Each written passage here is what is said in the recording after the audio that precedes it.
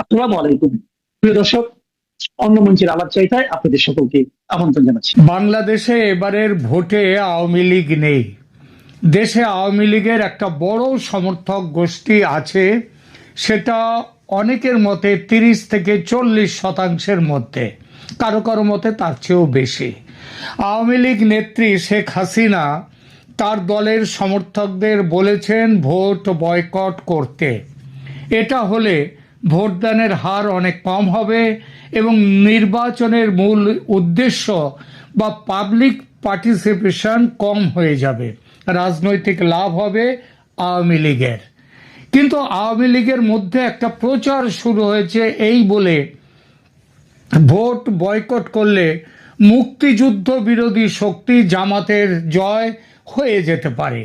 সুতরাং তাদের কেউ কেউ মনে করছে এবং প্রকাশ্যে বলছেও কথা যে জামাতকে পরাস্ত করতে আওয়ামী লীগ সমর্থকদের ভোট কেন্দ্রে যাওয়া উচিত এবং সেখানে গণভোটে না ভোট এবং সংসদীয় প্রার্থীদের মধ্যে জামাতের বিরুদ্ধে বিএনপি বা যেখানে জাতীয় দল এরশাদের প্রার্থী আছে তাদের ভোট দিতে।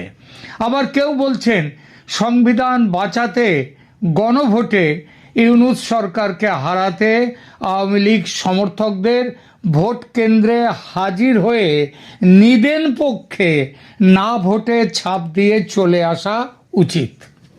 ফলত আওয়ামী লীগ সমর্থকদের মধ্যে একটা প্রবল দ্বিধা তৈরি হয়েছে 12ই ফেব্রুয়ারি তারা কি করবেন এই নিয়ে।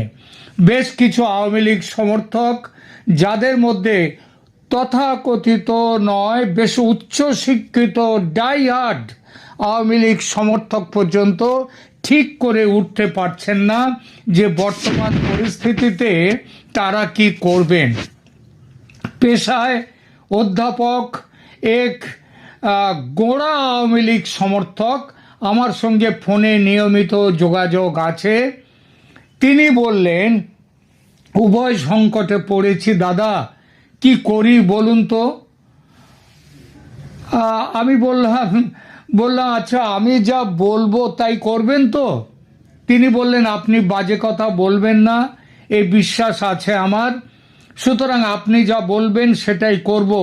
তবু আগে ভাগে কথা দিচ্ছি না, আগে আপনি বোঝান, আমি বুঝে নিই, তারপর আমার ডিসিশন বলবো। বললাম তাই হোক। এরপর তাকে আমার বিশ্লেষণ বুঝিয়ে বললাম যে কথা আমি তাকে বলেছি সেই কথাগুলোই আর একটু গুছিয়ে এখানে এই প্রতিবেদনে তুলে ধরলাম। আশা করব আপনারা আমার বক্তব্যের সঙ্গে সহমত হলে ভোট কেন্দ্রে যাবেন না। হ্যাঁ, আমি আপনাদের বলছি, নেত্রী শেখ হাসিনা যেমন বলেছেন ভোট বয়কট করুন, আমিও বলছি ভোট বয়কট করুন। নেত্রী এই বয়কটের সব কারণগুলো খুলে বলেননি। রাজনৈতিক বাধ্যবাধকতা আছে, বুঝতেই পারছেন। কেন তিনি বলেননি সেটাও একটু ভাবলে বুঝতে পারবেন। তবে সেই কারণগুলো আমি বলছি। এটা অস্বীকার করার উপায় নেই যে বাংলাদেশের বর্তমান রাজনৈতিক প্রেক্ষাপটে আওয়ামী লীগ সমর্থকদের এই ভোট দেব কি দেব না, সেই একটা গান আছে না আশা ভোসলের, যে যাব কি যাব না ভেবে ভেবে হায় রে যাওয়া তো হলো না। তো এখানেও তাই ভোট দেব কি দেব না ভেবে ভেবে শেষ পর্যন্ত ভোট দিতে যাবেন না। যেমন যাওয়া হয়নি তেমন ভোট দিতে যাবেন না। এই দ্বিধা, এই যে ভোট দেব কি দেব না, এই দ্বিধা অত্যন্ত গভীর এবং কৌশলগত। একদিকে দলীয় আনুগত্য ও নেত্রীর নির্দেশ, অন্যদিকে আদর্শিক শত্রু জামায়াতকে ঠেকানোর তাড়না। এই দুয়ের মাঝে একটি যৌক্তিক পথ খুঁজে বের করা বেশ কঠিন। তার উপর জামাত, বিএনপি, এনসিপি, সরকার, সেনাবাহিনী যেভাবে উল্টো পাল্টা ভুজুং ভাজুং দিয়ে আওয়ামী লীগ সমর্থকদের ভোট কেন্দ্রে নিয়ে আসার চেষ্টা করছে, তাতে মনে দ্বিধা আসাটা খুবই স্বাভাবিক এবং বাস্তব। তবু আওয়ামী লীগ সমর্থকদের জন্য ভোট বয়কট কেন সবচেয়ে কার্যকর কৌশল তার একটি সুসংগত ও যুক্তিপূর্ণ বিশ্লেষণ আমার পক্ষ থেকে উপস্থাপিত করছি, ভেবে দেখবেন ঠিক বলছি কিনা। ভোট বয়কট কেন একটি রাজনৈতিক ও কৌশলগত অস্ত্র? বর্তমান পরিস্থিতিতে আওয়ামী লীগ সমর্থকদের জন্য ভোট কেন্দ্রে না যাওয়া কেবল একটি আবেগ সম্পর্কিত বা আবেগীয় সিদ্ধান্ত নয়, বরং এটি একটি শক্তিশালী রাজনৈতিক হাতিয়ার। এর পেছনে কেন এটা হাতিয়ার, তার প্রধান যুক্তিগুলো হলো, এক এক করে বলি। প্রথমত, অংশগ্রহণ যদি করেন, অর্থাৎ ভোট কেন্দ্রে যদি আপনি যান, তার অর্থ হলো বৈধতা দেয়া এই ভোট প্রক্রিয়াকে। গণতন্ত্রে না ভোট দেয়া বা বিরোধী পক্ষকে ভোট দেয়া উভয় ক্ষেত্রেই আপনি পরোক্ষভাবে বিদ্যমান নির্বাচনী ব্যবস্থা এবং সেই প্রক্রিয়াটাকে মেনে নিচ্ছেন, এটাই প্রমাণিত হয় যদি আপনি যান। আওয়ামী লীগ সমর্থকরা যদি বিপুল সংখ্যায় ভোট কেন্দ্রে যান, এমনকি কেবলমাত্র না ভোট দিতেও যান, তবে দিনের শেষে নির্বাচন কমিশন একটা উচ্চ ভোটার টার্নআউট, হাই ভোটার টার্নআউট দেখাতে পারবে। আর এই উচ্চ ভোটার অংশগ্রহণ ডক্টর ইউনূসের অন্তর্বর্তীকালীন সরকার এবং পরবর্তী নির্বাচিত সরকারের জন্য একটা পাবলিক ম্যান্ডেট হিসেবে আন্তর্জাতিক মহলে উপস্থাপিত হবে। বুঝলেন? সুতরাং নিজেদের রাজনৈতিক অস্তিত্ব জানান দিতে হলে এই প্রক্রিয়াকেই পুরোপুরি উপেক্ষা করাই হলো এই সরকারের করা নির্বাচনকে বৈধতার সংকটে ফেলার, মানে অবৈধ করার সেরা উপায়। দ্বিতীয়ত, লেসার এভিল বা কম ক্ষতিকর হিসেবে বিএনপিকে বেছে নেয়ার যে একটা প্রচার চলছে, এটা একটা ফাঁদ। অনেকে মনে করছেন জামাতকে আটকাতে বিএনপিকে ভোট দেওয়া উচিত, কিন্তু দীর্ঘমেয়াদী রাজনীতিতে এটি আওয়ামী লীগের জন্য নিশ্চিত আত্মঘাতী পদক্ষেপ। আওয়ামী লীগের মূল শক্তি কি? তার স্বতন্ত্র আদর্শিক অবস্থান। যদি কর্মীরা অন্য কোনো দলের প্রতীকে সিল মারতে অভ্যস্ত হয়ে যান, তবে দলের নিজস্ব ভোট ব্যাংক ও সাংগঠনিক সংহতি ভবিষ্যতে হুমকির মুখে পড়তে বাধ্য। বিএনপিকে ভোট দিয়ে জামাতকে ঠেকানো একটি সাময়িক সমাধান।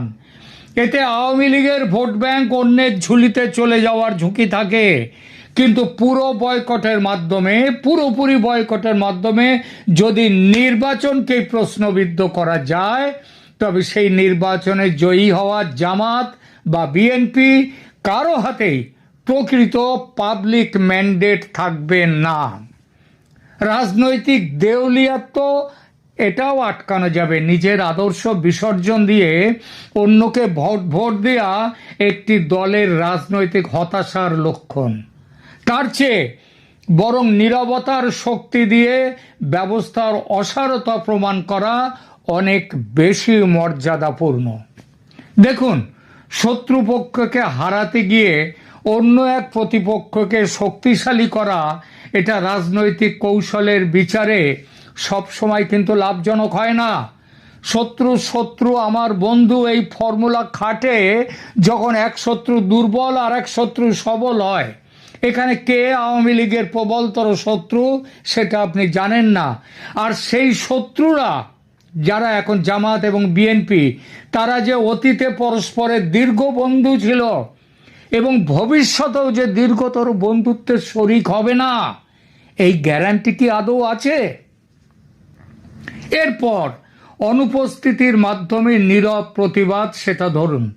যদি দেশের 40 থেকে 50% বা যাই হোক ভোটার ভোটদান থেকে বিরত থাকেন, তবে নির্বাচনের ফলাফল যাই হোক না কেন বিজয়ী সরকারের নৈতিক ভিত্তি অত্যন্ত দুর্বল হয়ে পড়ে।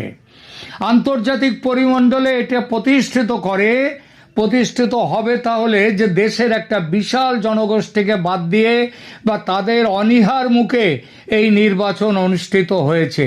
এই অদৃশ্য জনশক্তি বা সাইলেন্ট মেজরিটি হিসেবে নিজেদের অবস্থান ধরে রাখাই হবে আওয়ামী লীগের জন্য সবচেয়ে বড় শক্তির জায়গা। দেখুন, 2014 সালের 10ম সংসদ নির্বাচনে 39.58% ভোট পড়েছিল। 2024-এর দ্বাদশ সংসদ নির্বাচনে 41.80% ভোট পড়েছিল। বিএনপি অধিকাংশ বিরোধী দল নির্বাচন বর্জন করেছিল, তার জন্যই এই ভোট। তাই সেই নির্বাচনকে পশ্চিমী দুনিয়া মানেনি। আর এবার এই 2026-এর ভোটে শতকরা হার এর থেকেও কমে নেমে আসবে যদি আওয়ামী লীগ সমর্থকরা ভোট বয়কট করে। আর সেটা হলে এবারের নির্বাচনও আন্তর্জাতিক দুনিয়া মানবে না, তাই নয় কি? তারপরেও আছে আদর্শিক সংঘাত এবং জামাত ইস্যু। জামাতের উত্থান নিয়ে শঙ্কা থাকা খুব স্বাভাবিক। তবে যুক্তি হলো, যদি নির্বাচনটি একতরফা বা অগ্রহণযোগ্য হিসেবে চিহ্নিত হয়, তবে সেই নির্বাচনে জয়ী হয়ে আসা শক্তির স্থায়িত্ব নিয়েও প্রশ্ন উঠবে। আওয়ামী লীগ তখন যদি রাজপথে বা রাজনৈতিক ময়দানে আবার ফিরে আসতে চায়, তবে তাদের জন্য একটি বিতর্কিত নির্বাচন এবং দুর্বল জনসমর্থনের সরকার অনেক বেশি ফায়দা নিয়ে আসবে, সুবিধাজনক পরিস্থিতি তৈরি করবে। একই বক্তব্য খাটে বিএনপির ক্ষেত্রেও। নিজেকে প্রশ্ন করুন তো, 2024-এর 5 আগস্টের পর থেকে যেভাবে মুক্তিযুদ্ধের স্মৃতিচিহ্ন ধ্বংস করা হয়েছে, যেভাবে 71-এর ঐতিহ্য ধ্বংস করা হয়েছে, তার জন্য বিএনপির কি কোনো ভূমিকা নেই? সব দোষ জামাতের? যেভাবে রাজাকাররা দখল করে নিয়েছে বাংলাদেশের আত্মা, তার বিরুদ্ধে কি সামান্যতম প্রতিবাদ করেছে বিএনপি গত 18 মাসে? যেভাবে 30 লাখ বাঙালির রক্তে রাঙা হাত, 3 লাখ মা বোনের সম্ভ্রম কেড়ে নেওয়া পাকিস্তান দখলদারি শুরু করেছে এই দেশে তাদের মিত্র রাজাকারদেরকে নিয়ে, জামাতকে নিয়ে, তার বিরুদ্ধে সামান্যতম কিছু সামান্যতম কি করেছে বিএনপি? প্রিয় দর্শক, রাজনীতির দাবার চালে কখনো কখনো চাল না দেয়া বা ময়দান ছেড়ে দেয়াটা সবচেয়ে বড় চাল হয়ে দাঁড়ায়। ভোট কেন্দ্রে গিয়ে যে কোনো ধরনের সক্রিয়তা প্রদর্শন বর্তমান ব্যবস্থার আয়ু দীর্ঘায়িত করবে, অতএব ভোট কেন্দ্রে যাবেন না। তাই নিজেদের রাজনৈতিক ওজন এবং অস্তিত্ব প্রমাণের জন্য টোটাল ভোট বয়কট বা পূর্ণাঙ্গ নির্বাচন বর্জনই হতে পারে সবচেয়ে ধারালো কৌশল। এই কৌশল আন্তর্জাতিক এবং সাংবিধানিকভাবে কিভাবে কাজ করতে পারে সেটা একটু ব্যাখ্যা করি। একটি রাজনৈতিক দলের বিশাল সমর্থক গোষ্ঠী যখন সক্রিয় থাকে, তখন তাদের প্রতিটি পদক্ষেপই জাতীয় ও আন্তর্জাতিক রাজনীতিতে বড় ধরনের প্রভাব ফেলে। বিশেষ করে আন্তর্জাতিক চাপ এবং সাংবিধানিক বৈধতার নিরিখে পূর্ণাঙ্গ vote boycott, total vote boycott কেন একটি অমোঘ হতে অস্ত্র সেটা বলি। আন্তর্জাতিক চাপ ও কূটনৈতিক বিচ্ছিন্নতা, ইন্টারন্যাশনাল প্রেশার। বিশ্ব রাজনীতিতে এখন অন্তর্ভুক্তিমূলক নির্বাচন বা ইনক্লুসিভ ইলেকশন একটা অত্যন্ত গুরুত্বপূর্ণ শব্দ। আন্তর্জাতিক সম্প্রদায়, বিশেষ করে জাতিসংঘ, ইউরোপীয় ইউনিয়ন, মার্কিন যুক্তরাষ্ট্র, ভারত, রাশিয়া সমস্ত দেশের নির্বাচনের গ্রহণযোগ্যতা বিচার করে মূলত দুটি মানদণ্ডে: অংশগ্রহণমূলক প্রকৃতি এবং ভোটারের উপস্থিতি। বৈধতার সংকট তৈরি হয়ে যাবে যদি দেশের একটি প্রধান রাজনৈতিক শক্তি এবং তাদের বিশাল জনসমর্থক গোষ্ঠী, যারা অন্তত 40 থেকে 50%, তারা যদি নির্বাচন প্রক্রিয়ার বাইরে থাকে। তবে আন্তর্জাতিক মহলে এই নির্বাচন একতরফা হিসেবে চিহ্নিত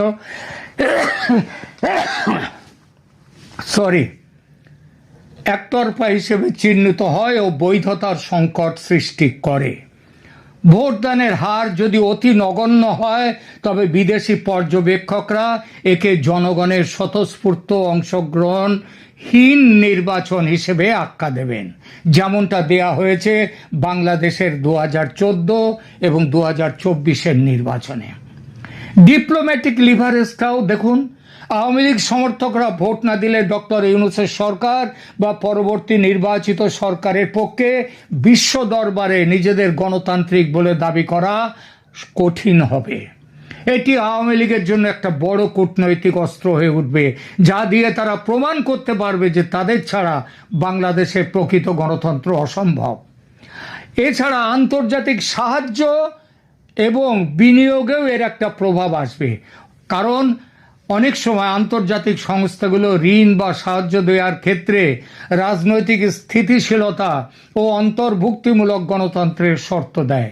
একটি বিতর্কিত নির্বাচন দীর্ঘমেয়াদী রাজনৈতিক অস্থিরতার জন্ম দিতে পারে, যা বর্তমান সরকারের ওপর আন্তর্জাতিক চাপ আরও বাড়িয়ে দেবে। এবার আসি সাংবিধানিক ও আইনি জটিলতা বা কনস্টিটিউশনাল কমপ্লেক্সিটির প্রসঙ্গে। সাংবিধানিক দৃষ্টিকোণ থেকে একটি নির্বাচন কেবল সরকার গঠনের প্রক্রিয়া নয়, এটি রাষ্ট্র পরিচালনার আইনি কাঠামোকে বৈধতা দেওয়ার একটি মাধ্যম। পরিবর্তিত কাঠামোর স্বীকৃতি না দেয়া বর্তমান অন্তর্বর্তীকালীন সরকার যদি সংবিধানের কোনো মৌলিক পরিবর্তন করতে চায় বা নতুন কোনো ফ্রেমওয়ার্ক আনতে চায়, তবে সেটির চূড়ান্ত বৈধতা আসে জনগণের ম্যান্ডেট থেকে। আওয়ামী লীগ সমর্থকরা যদি এমনকি না ভোট দিতেও কেন্দ্রে যায়, তবে তারা পরোক্ষভাবে কিন্তু এই পরিবর্তিত ব্যবস্থা বা নির্বাচনী সিস্টেমকে স্বীকার করে নিল। বয়কট করার অর্থ হলো আপনার কাছে এই পুরো আইনি প্রক্রিয়াটাই গ্রহণযোগ্য নয়। সংবিধানের ধারাবাহিকতা এবং নতুন বন্দোবস্ত সেটা দেখুন। আওয়ামী লীগ সবসময় সংবিধানের ধারাবাহিকতার কথা বলে।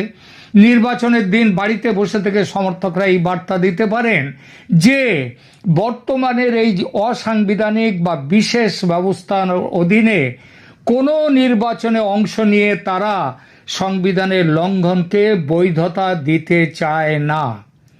এতে ভবিষ্যতে আইনি চ্যালেঞ্জের পথটা কিন্তু পরিষ্কার হয়ে যায়। যদি টার্ন আউট খুব কম হয় এবং একটি বড় অংশ ভোট বয়কট করে, তবে ভবিষ্যতে এই নির্বাচনের ফলাফল এবং এর অধীনে নেওয়া সমস্ত সিদ্ধান্তকে আদালতে এবং রাজপথে চ্যালেঞ্জ করা অনেক সহজ হবে। ভোট দিয়ে বা নির্বাচনে অংশগ্রহণের মাধ্যমে আপনি সেই আইনি লড়াইয়ের নৈতিক ভিত্তিটাকে হারিয়ে ফেলবেন। শেষ করব আর একটি কথা বলে, যুদ্ধক্ষেত্রে সেনাপতির নির্দেশ সবসময় মেনে চলতে হয়। কোনো সেনাবাহিনী যদি সেনাপতির নির্দেশ অমান্য করে নিজের বিচার বুদ্ধিতে চলতে চায়, তবে সেই বাহিনীর পরাজয় অনিবার্য। আওয়ামী লীগের সৎ ও সত্যিকারের সমর্থক হলে আপনাদের উচিত নিজের সিদ্ধান্ত মতো কাজ না করে দলনেত্রীর নির্দেশ অক্ষরে অক্ষরে মেনে চলা। মনে রাখবেন, আপনারা কিন্তু যুদ্ধে নেমেছেন, আর সেনাপতির নির্দেশ মানতে বাধ্য প্রতিটি সৈনিক আইনগত ও নীতিগতভাবে।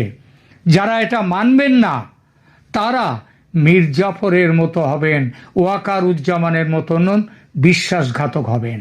হ্যাঁ, বিশ্বাসঘাতক। যে প্রসঙ্গ তুলে শুরু করেছিলাম সেখানে ফিরি। আমার বোঝানোর পালা শেষ হতে সেই অধ্যাপক ভদ্রলোক বলেছিলেন, আমি নিজে তো ভোট কেন্দ্রে যাবই না, এর সঙ্গে অন্তত 50 জনকে ভোট কেন্দ্রে যাওয়া থেকে বিরত রাখার চেষ্টা করব। আজকের এই ভয়ঙ্কর সময়ে এটা না করলে ইতিহাস আমাকে ক্ষমা করবে না। প্রিয় দর্শক, আপনিও কি এরকম কোনো দায়িত্ব নেবেন? নেওয়া কিন্তু উচিত, নইলে উত্তর পুরুষ কিন্তু ক্ষমা করবে না। মনে রাখবেন, সহমত হলে এই প্রতিবেদন ছড়িয়ে দিন সর্বত্র। আমি যে কথাটা বললাম, টোটাল ভোট বয়কট, সেই কথা ছড়িয়ে দিন সর্বত্র আপনার সমস্ত পরিচিত পরিজনদের মধ্যে। তাহলেই কিন্তু এই লড়াইয়ে আপনারা জিতবেন। ভালো থাকবেন।